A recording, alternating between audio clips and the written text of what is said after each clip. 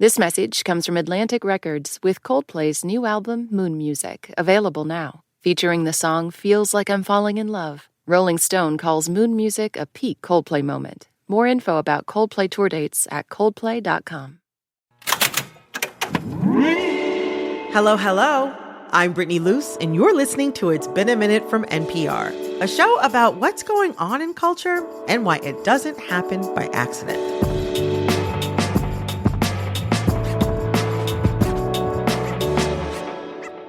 Hello. Hi. Oh my God, please have a seat. Oh, thank you. Oh my gosh. Well, I want to go ahead and jump right in. Do it, Brittany. Y'all, right now, you are listening to me sitting in the same room as Kylie Minogue. I just gotta say, I don't get to fangirl out like this very often, but I'm so pumped to be sitting here with you in the same room. That's amazing. And the fact you said pumped, I think that came from Australia. I think we said we a lot of things start in Australia, and that might be one of them. I'm so pumped. I tried to fact check that, but unfortunately, I cannot prove that pumped originated in Australia. But I can verify that the woman speaking is, in fact, the Australian pop star, legend, icon, Kylie Minogue. And she was just as lovely as you would expect in person. She had perfect blonde highlights. Her makeup was done with care. Oh, and she had that megawatt smile just blasting across the table from me. It was perfect. This is really cute. Isn't it? Isn't it? It's nice. I love it. What she doesn't know is that for years, she's been a part of my spiritual routine, my spring cleaning, if you will. Every year, to transition from winter into the warm, sexy summer vibe, I walk into my bathroom, stare myself down in the mirror, and blast Kylie's 2014 deep cut, I Was Gonna Cancel. I was gonna cancel. Then I looked into the sky and knew the bad news won't prevent the sun to shine. Come on. Is that not like the perfect little antidepressant? Oh, I love that song.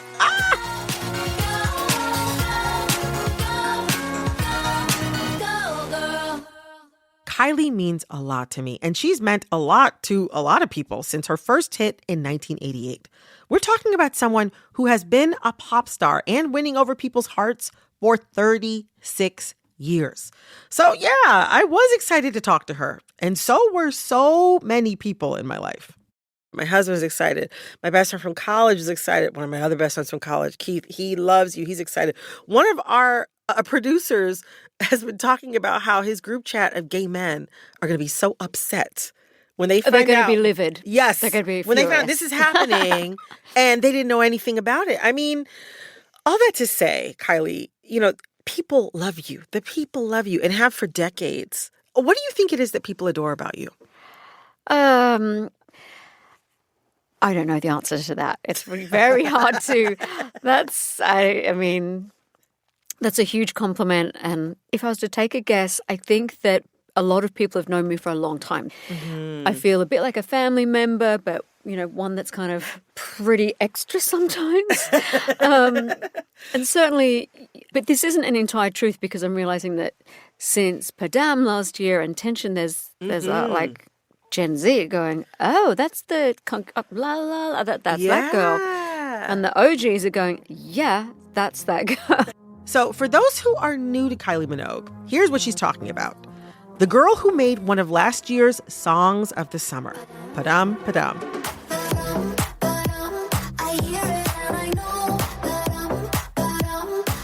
Also made this mega hit, Can't Get You Out of My Head. Shout out to all the OG fans. I see you.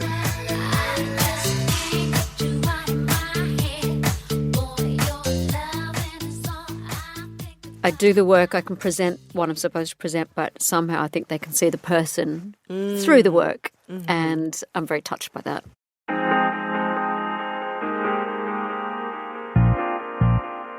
Really fast, let me stop the track and tell you why I'm talking to Kylie right now.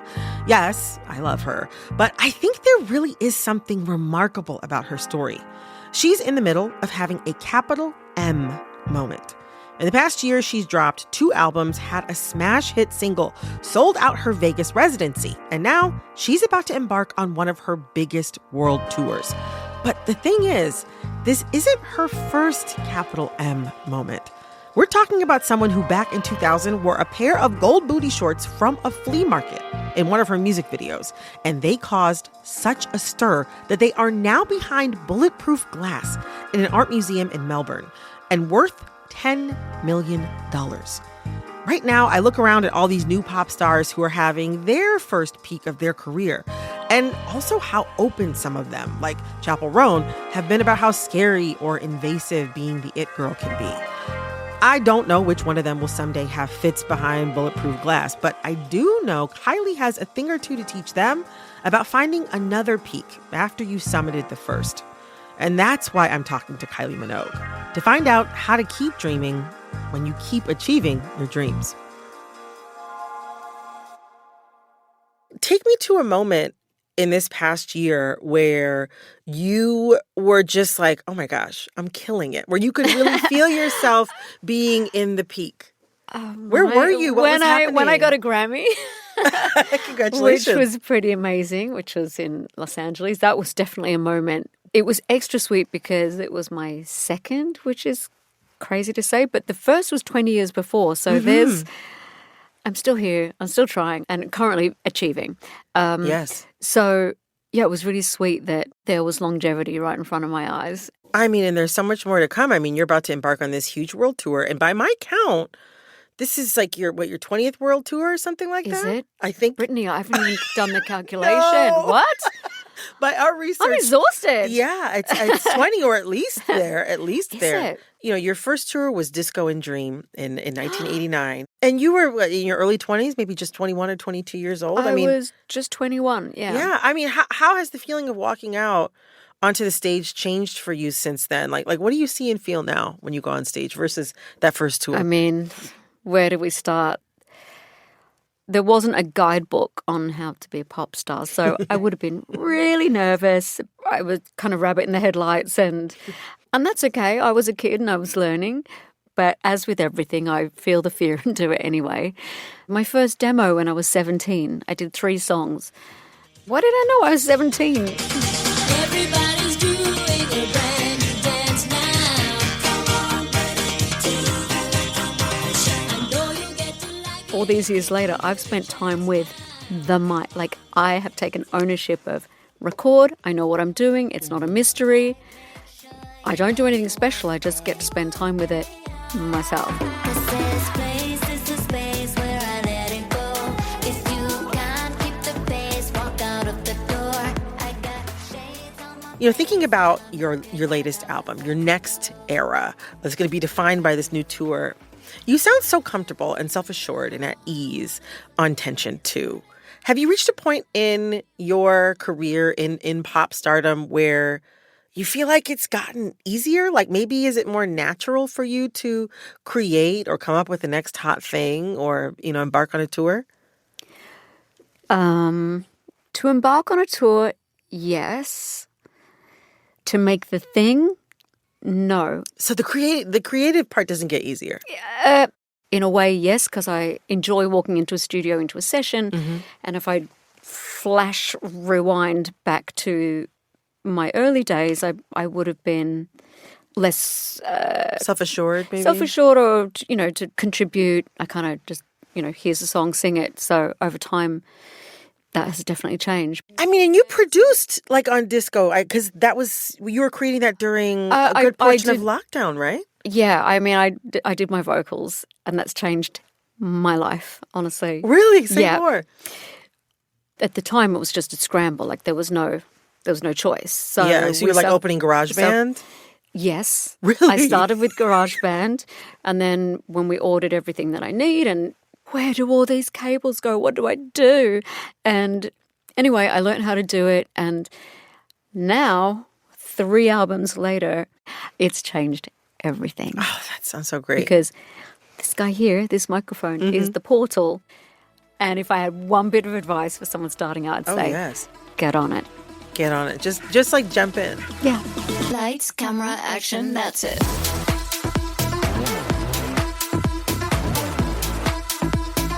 Lights, camera, action, that's it. Speaking of your lengthy career, all this stuff about performing and having and maintaining and fighting for a long career makes me think of a show called Hacks, which I have found out. Yes, you've guessed. You've raised a hand. I have found out that you've watched. I've heard that you've watched and that you're caught up on season 3. I've done it. I mean, I've done it. And for people who don't know, I mean, it's about a female comedian with a Vegas residency, long-standing Vegas residency. And the show is about how as soon as she, gets off stage, she's got to basically clock into another shift of fighting, keep her career going and staying relevant and staying sharp. And I mean, you're one of the few people who could watch Hacks. I related to quite a bit. I mean, yeah, and actually say, oh, this looks like my life. I don't have the mansion like that, just FYI. I got to work on that. You don't have a Deborah Vance I need a mansion. Yeah. But I mean, I wonder, after the show is over, do you feel like you have to keep fighting like Deborah Vance? It's not a constant thing, but yeah, it's a grind, and it does take determination. It really does. But if you've got the passion that can power that, I think that, you've got a fighting chance. But Deborah Vance, I love you. I love Deborah Vance I love it. Deborah, the wig's off, the thing's on. She needs a lymphatic drainage massage. She's got a people. I mean, she's like, she has to put that, her kind of armor jacket on and go and do the do. Do you have to do a similar thing when you're in Vegas? I kind of have to do a similar thing a lot of the time, not solely Vegas, but yeah, my show wasn't on till 11:15 at night, so... Oh. I mean, 5 a.m. rolled around real fast. I was totally in a Vegas twilight. And I liked it. I did like it. It worked for me, come to think of it. Now, I don't know if you've noticed, but all these pop girls have been dipping more and more into underground dance music. I'm looking at you, Charlie XCX. But do you know who's been doing that her whole career? Miss Kylie Minogue. When we get back, I ask Kylie the secret for turning dance music into pop music. After a quick break. This message comes from Ravensburger. A pro might take an hour to finish a jigsaw puzzle, but can you guess how long it takes to create one of Ravensburger's classic puzzles made in Germany? If you guessed a week, you got it. Every die, the metal stencil used to cut the puzzle pieces, takes over 160 hours to handcraft and shape. Visit Ravensburger.com to discover countless quality jigsaw puzzles from 24 to over 40,000 pieces. Support for this podcast and the following message come from Montblanc, cherished by authors, creatives, everyday writers, and all those who want to leave their mark. The iconic Meisterstück, or masterpiece writing instrument, has been instrumental in capturing stories for over 100 years. Montblanc inspires you to write and leave your mark. Now, let's write. This message comes from ADP. ADP knows any new technology, any old competitor, any trendy thing, even a trendy thing that everyone knows isn't a great idea, but management just wants us to give it a try for a bit, can change the world of work. So whether it's a last-minute policy change or adding a new company holiday, ADP designs forward-thinking solutions to help businesses take on the next anything.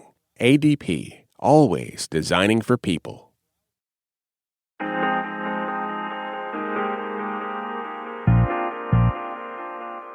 Since the pandemic began, we've seen pop music sounding more and more like dance music, which kind of makes sense. I mean, big pop stars like Beyonce and Charlie XCX are using dance music to make pop songs. And I mean, I think you are a person who really made the blueprint, for that kind of pop dance music back in, the early 2000s. Y2K. Yes, I mean, with Fever. I'm sick when you're not around. Check me over. Strong hands are healing and dancing on the ceiling.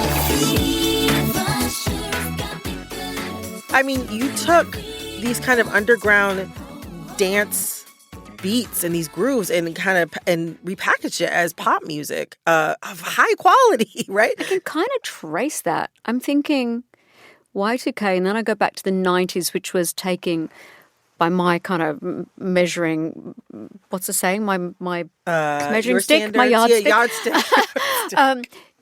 Quite underground from me in the 90s. I kind of tapped into that. So then some of the other songs on Light Years, and even the Donna Summer reference on that, which was Traveling Light Years.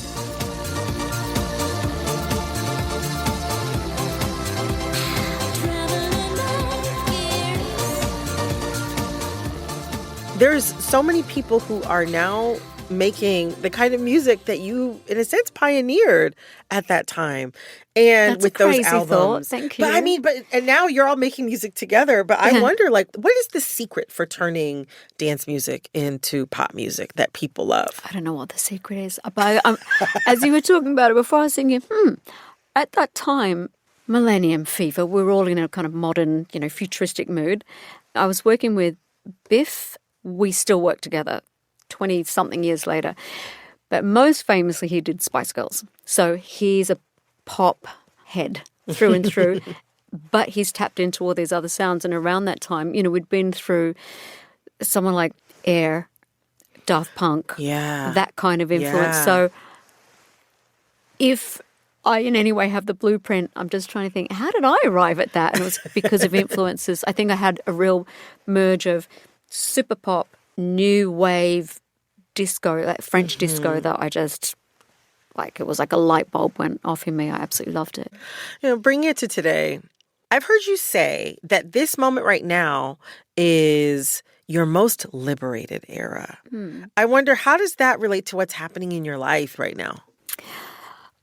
Well, I'm 56, and I mean, why wouldn't I feel liberated? It's a beautiful, crazy time for me. To know that I can still do that is really amazing. Living for the moment, we can go again. I know a place where we can dance to the music, make it never end. Dance to the music, get you out of bed. Well, Kylie, thank you so much. It was so fantastic. Thank you. That was one of my heroes, Kylie Minogue. She has a brand new album out right now called Tension 2. Support for this message comes from Sony Pictures, presenting the new movie Here, reuniting the director, writer, and stars of Forrest Gump, a tale of love, loss, laughter, and life, all of which happen right here. Here is exclusively in theaters on Friday, November 1st. This message comes from Random House Children's Books with Happy Head by Josh Silver. One teen has been chosen for a new mental health center designed to solve the crisis of teenage unhappiness, but not everything is as it seems. Read Happy Head today. This message comes from NPR sponsor Sattva, who reminds you it's decision time in America. Time to decide if you want to continue sleeping on a worn-out mattress or if you want a better night's sleep. Sattva crafts mattresses to lull you to sleep and to keep you sleeping soundly, and they cost a fraction of the price of retail. Visit SAATVA.com/NPR to save $200 on orders of $1,000 or more.